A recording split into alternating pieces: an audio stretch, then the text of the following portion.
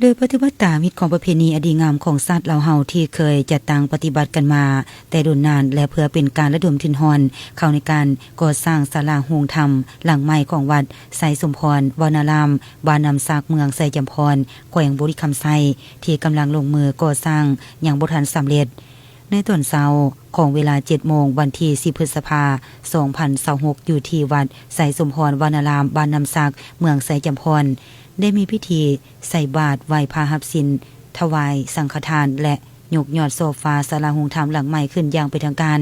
โดยเป็นเกียรติเข้าร่วมพิธีในครั้งนี้คณะกรรมการฝ่ายสงฆ์มีอาจารย์คำพรอินทวงศ์คณะประธานองค์การพุทธศาสนาสัมพันธ์ลาวแขวงบุรีคำไซประธานองค์การพุทธศาสนาเมืองเวียงทองและคณะกรรมการฝ่ายคารวาสมีทานไก่สอนจันทร์ศรีนา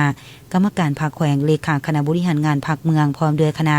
นอกจากนั้นยังมีบริทานพนักงานราชการนักธุรกิจพ่อค้าสาวขายทางภายในและต่างแขวงตลอดหอดพ่อแม่ปตสบดาเผาภายในเมืองเข้าร่วมอย่างมีบรรยากาศคึกคืนเบิกบานมวลซื่นภายหลังสำเร็จพิธีทางศาสนายกยอดโซฟาสำเร็จแล้วในตอนเที่ยงของวันเดียวกันก็ได้จัดงานบุญบังไฟประจำปี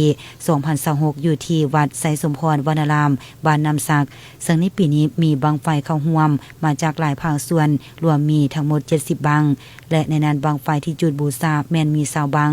บังไฟจุดในการแข่งขัน 50 บังผ่านการแข่งขันและให้คะแนนอย่างเป็นเอกภาพของคณะกรรมการตัดสินสามารถสรุปได้ดังนี้ประเภทรางวัลการแข่งขันอันดับที่1บังไฟทีมงานก่อสร้างทางด่วนเวียงจันทน์ฮานอยรายงานที่2ได้รับเงินรางวัล3ล้านกีบพร้อมคัน1หน่วยอันดับที่2บังไฟทีมงานแฟงกีพารวยรับเงินรางวัล2ล้านกีบพร้อมคัน1หน่วยและอันดับที่3บังไฟทีมงานจุดกวดกาแววทงพิลาได้รับเงิน1ล้านกีบพร้อมคัน1หน่วย